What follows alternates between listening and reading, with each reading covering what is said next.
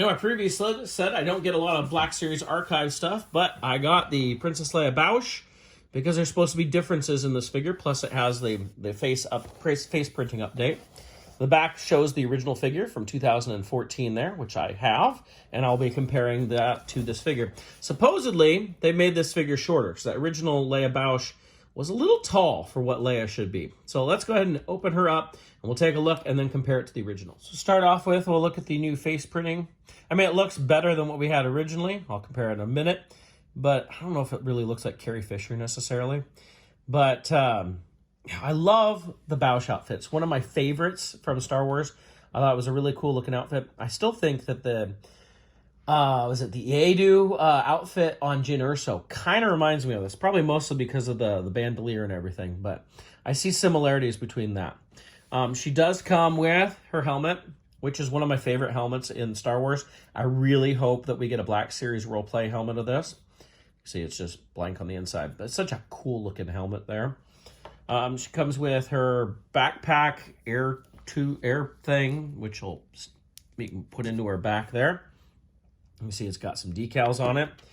It comes with her staff, gun, whatever we want to call it, and a thermal detonator, which has a little bit of paint on it in the inside there. It's kind of cool. It's kind of weird that it's a dark gray, considering one of the movies felt like it was a silver. So the helmet fits on over her head fairly well, like that. You can see it looks pretty good. So let's compare this to the original figure. First, we'll start right here. Let me stand these two figures side by side here, so we can see a height difference. There is a definite height difference. So this is the new one, this is the old one. It doesn't always look really apparent, but this new one is definitely shorter. And I know when I first opened it, I could see it in the legs. Like if you look at the skirt and where the knees, like how low the knees are from the skirt, you can see the knees are further down. So it looks like they took something out of the thigh for this new figure to make it shorter. Let's compare the heads here. I don't think I've taken the helmet off of this one in ages, so she's probably sat like that for probably, well, since 2014, so 8 years.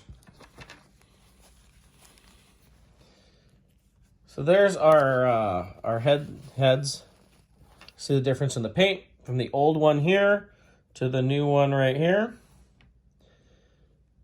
See how they did paint? I mean, they painted this pretty well for what it is, but you see, let me get this way. You see a definite difference in the new one. She looks better. While she may not look exactly like Carrie Fisher, she does look better. The cool thing with the thermal detonator here is it has, let's see if I can find it here. It has a little hole in there, a plug-in hole. So you can actually plug it in on her belt.